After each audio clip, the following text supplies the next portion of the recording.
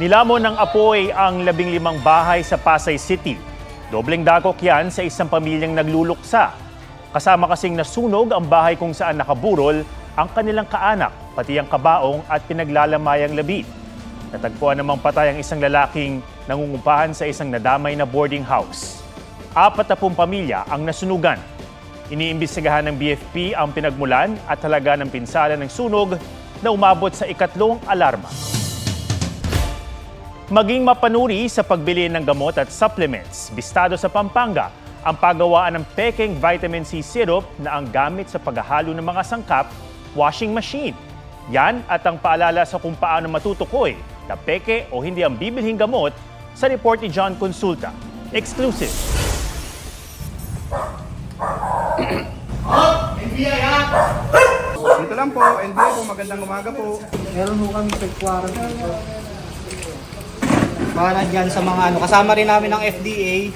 Huli sa akto sa isang compound sa Arayat, Pampanga ang pagre-repack ng peking vitamin C syrup para sa mga bata.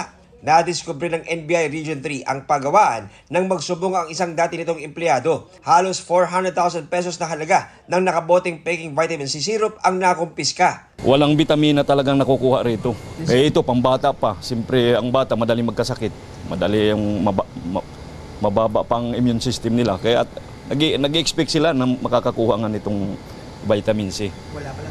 Yung pala, wala. Ang isa sa mga ikinagulat ng mga ahenteng ng raid ay yung kanilang nadiskubre na yung mga raw materials na yon, asukal, food coloring at food flavoring, ay dito lang pala sa washing machine na ito inihahalo ng grupo. Wina-washing machine para mag-mix, magsama-sama, saka naman nila ipinapasok sa mga bote tulad nito. Ayon sa NBI ay umaabot daw na bukod nga dito sa may bahagi ng Central Luzon at Metro Manila ay nakakarating pa ang kanilang mga counterfeit na mga vitamin C na ito na mga syrup sa mga probinsya sa Visayas at Mindanao. Halos 2 dekada na raw ang grupo sa iligal na gawain. Arestado ang may-ari ng pagawaan na sinisikap namin makuna ng pahayag. Sabi ng FDA, ilan sa palatandaan kung peke ang gamot ay kung kakaiba ang itsura ng pakete nito. Mas mapusyaw o kaya'y mas maitim din daw ang kulay ng peking gamot. Doon na kayo bumili sa talaga, yung mga accredited na drugstore na kilala na natin, na makikita naman natin kahit saan, di ba? Kaysa naman bibili ka dyan sa gilid-gilid, mura pa, pero wala namang epekto. Yung efficacy, wala. John Consulta, nagbabalita para sa GMA Integrated News.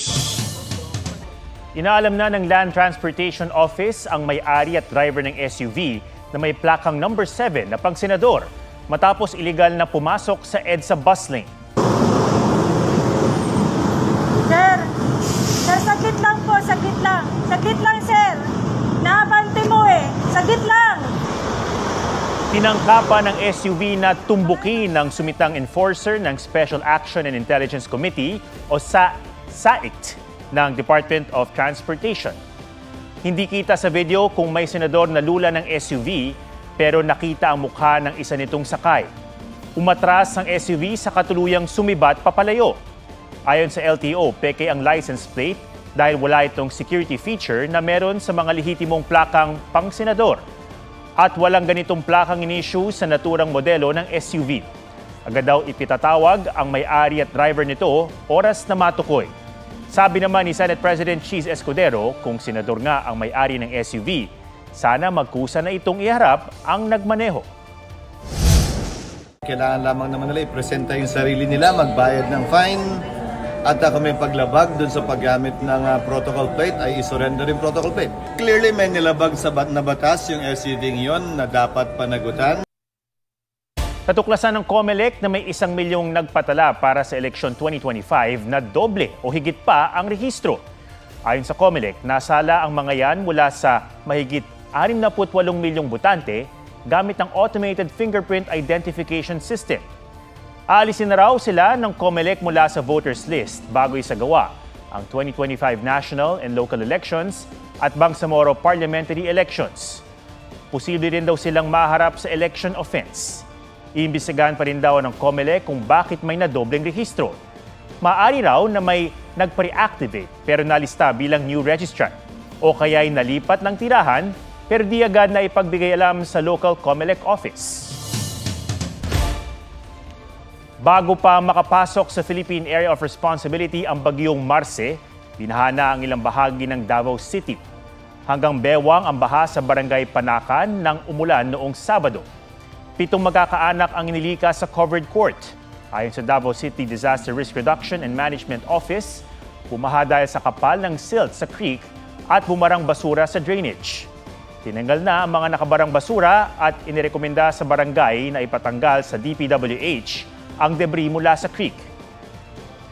Sa Talisay, Batangas naman, na napuruhan ng landslide noong bagyong Christine, nakiramay si Pangulong Marcos sa pag-aalala sa mahigit 100 nasawi sa pinsala ng bagyong Christine at Leon ngayong National Day of Mourning. Umamin din ng Pangulo na hindi na kinaya ng flood control projects ng gobyerno ang matinding epekto ng climate change. Pinarerepaso ng Pangulo sa DPWH at DENR ang disenyo sa mga kalye at tulay. Nalasan din niya ang DOST na paigtingin ang mga warning system at komunikasyon sa DILG para mas mabilis na mabalaan ang mga LGU. Talagang nang overwhelm ang flood control natin. May flood control tayo, hindi kaya. Hindi talaga kaya dahil sa buong kasaysayan ng Pilipinas wala pang ganito. Ngayon lang natin haharapin ito.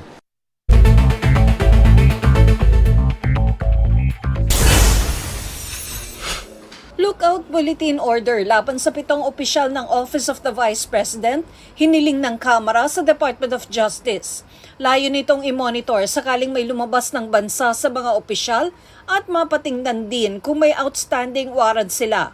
Ang tugon daw ng DOJ, walang outstanding warrant. And they can be. Hindi naman natin mapipigil yan dahil constitutional right din. May sabina mula sa Kamara ang mga opisyal dahil ilang beses nang di sinipot ang imbitasyon sa investigasyon kaugnay sa paggamit ng confidential at intelligence funds ng OVP. Kapag hindi pa sila sumipot sa pagdinig bukas, posible na silang ipa-contempt. Pwede naman daw dumalo si Vice President Sara Duterte kahit hindi siya imbitado. Kinukuha namin ang panig ni VP Sara at ng DOJ. Laundry shop sa Cebu City, nilooban. Nang makapasok ang lalaking suspect sa butas sa dingding, dinisconnect nito ang isang CCTV camera pero di niya nakita ang isa pang camera. Natangay niya ang aabot sa 1,000 pisong kita ng laundry shop. Tinutugis na ang suspect na kilala na raw ng mga pulis. Tina Panganiban Perez, nagbabalita para sa GMA Integrated News. Sino ang excited makatikim ng mga desserts sa Pasko? 51 days pa bago yan, kaya mag-decorate na lang muna ng dessert-inspired ornaments at mga palumuting tatak Pinoy. Gawin ding bright ang Pasko sa Christmas lights na powered by the sun. Alamin kung saan yan mabibili sa report ni Katrina Son. Tapos na ang Halloween at naghudyat na mismo si Queen of Christmas Songs, Mariah Carey. Pasko mode na! Sa Dapitan, Quezon City, may maaga nang namimili ng Christmas decor. Hindi lang para iwas siksikan. Mas marami ka mapipiling mas magaganda. Kung mas maaga, mas marami. Si Grace na galing pang Baguio ang gustong palamuti sa Pasko. Yung mga kakaiba naman, yung native pa rin. Siyempre, Pilipino tayo. Ang good news, maraming mapagpipilian sa Dapitan. Medyo mas nakakamura sila. Tapos, syempre, ma'am, syempre sariling atin to, ma'am, eh. Dito talaga siya gawa. Fancy a unique parol? Heto ang isang gawa sa Ratan. Pinoy na Pinoy, matibay, mura, at talagang agaw pansin. Naitatabi to na pangmatagalan kasi native na Ratan kasi siya. Meron ding Christmas reindeer na iba-iba ang laki at Christmas tree na gawa sa kahoy. At syempre, di yan makukumpleto kung walang ornaments. Heto ang mga palawit na bird's nest for 100 pesos o kaya mga palawit na pastel colors.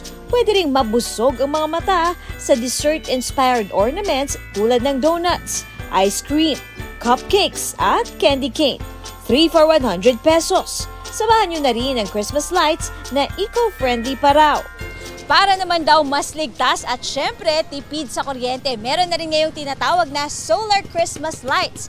Meron na rin itong mga solar panels. Pwede raw itong ilagay sa labas ng inyong mga bahay.